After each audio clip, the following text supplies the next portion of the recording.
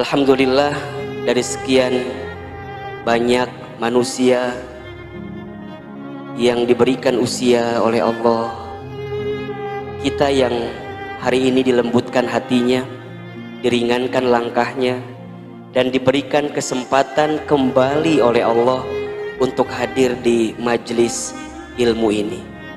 Ahilman dari hati yang paling dalam berdoa berharap kepada Allah, mudah-mudahan setiap langkah Bunda datang ke tempat ini menggugurkan dosa yang pernah kita lakukan.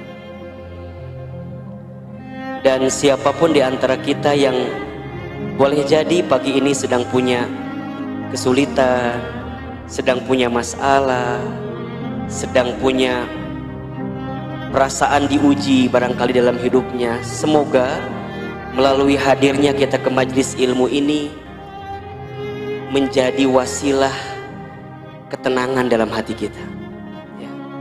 Dan insya Allah sepulang dari sini, yang punya masalah, punya kesulitan, Allah berikan jalan keluarnya. Amin ya rabbal alamin. Bunda, ada 3 kunci seseorang akan mendapatkan kebahagiaan dalam hidupnya.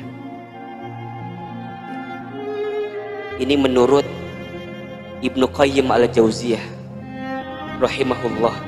Ada 3 kunci seseorang akan mendapatkan kebahagiaan dalam hidupnya. Jika di antara kita, Bunda, Teteh, sayang semua memiliki 3 kunci ini, insya Allah kita bisa mendapatkan kebahagiaan dalam hidup. Karena kalau dilihat dari wajahnya, ini wajah-wajah yang ingin bahagia semua. Betul apa enggak? Saya nggak berani kalau bilang kurang bahagia gitu ya. Saya bilangnya kita semua pasti ingin bahagia. Ahilman, apa di antara 3 kunci kebahagiaan itu?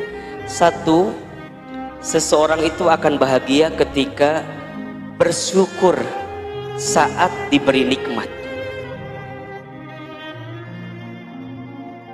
Yang pertama apa?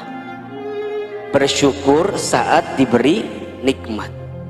Yang kedua, bersabar saat ditimpa musibah.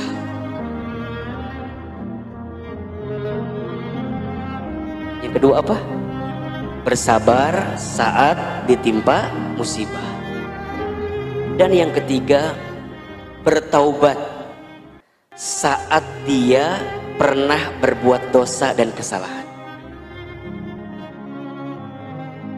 Bertobat saat pernah berbuat dosa dan kesalahan. Saya ulangi, 3 kunci kebahagiaan menurut Ibnu Qayyim al-Jauziyah rahimahullah. 1, bersyukur saat diberi nikmat. Bersabar saat diberi atau ditimpa musibah. Dan bertaubat saat berbuat dosa dan kesalahan. Itulah 3 kunci yang akan menjadikan hidup kita ini, Bunda, bisa berada pada trek jalur menemukan kebahagiaan dalam hidup. Bersyukur itu maknanya berterima kasih kepada Zat yang memberikan nikmat dalam kehidupan kita. Siapa? Allah. Maka yang membuat dia bisa bahagia di awal hari yang dia sedang jalani adalah kalimat yang keluar di lisannya adalah Alhamdulillah. Alhamdulillah. Ketika bangun tidur, apa yang kita baca? Alhamdulillahilladzi ahyana ba'dama amatana wa ilaihin nusyur. Kita kemudian sarapan, makan pagi, setelah makan kita pun mengucapkan kalimat Alhamdulillahilladzi at'amana wa saqana wa ja'alna minal muslimin. Jadi yang keluar di lisannya hanyalah kalimat alhamdulillah, tanda yang paling sederhana dia bersyukur kepada Allah. Makanya berkali-kali Ahilman pernah sampaikan, syukur itu bentuknya ada 3 kan. 1, asyukru bil qalbi, syukur dengan hati. Bagaimana caranya syukur dengan hati? Meyakini dalam hati kita begitu banyak nikmat yang Allah berikan. Setuju nggak?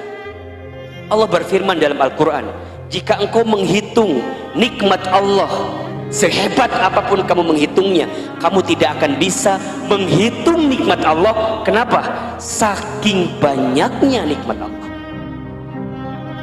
Maka mohon maaf ya, siapapun di antara bunda, di antara kita yang barangkali hari ini sedang disapa dengan masalah, sedang disapa dengan ujian, demi Allah saya sampaikan, nikmat yang Allah berikan jauh lebih besar daripada masalah yang sedang kita hadapi. Catat status hari ini, nikmat yang Allah berikan lebih besar dari masalah yang sedang kita hadapi.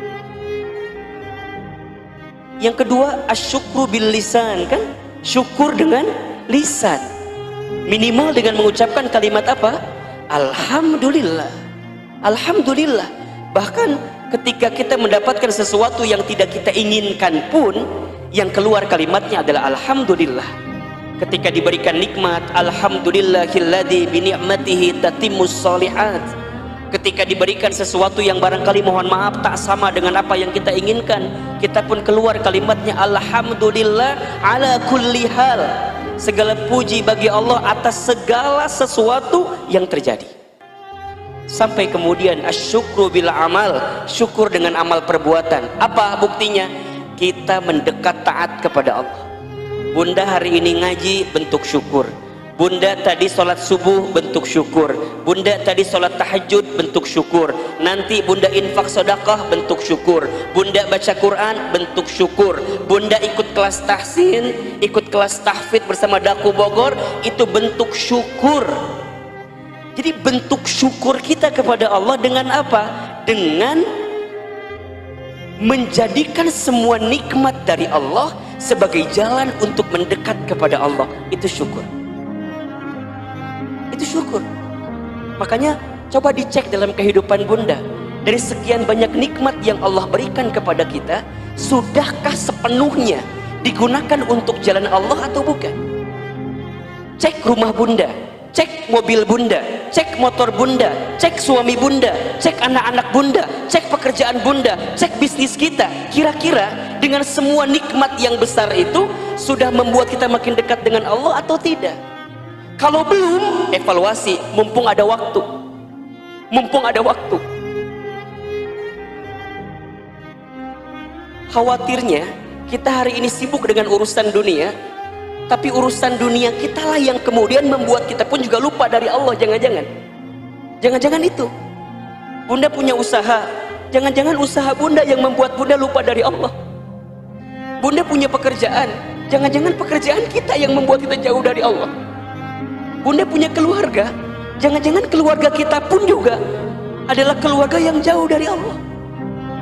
Maka nanti kalau pulang ke rumah, sampaikan kepada suami, ayah, kita sudah puluhan tahun berumah tangga, kira-kira visi misi rumah tangga kita itu sudah sesuai dengan kemauan Allah atau bukan?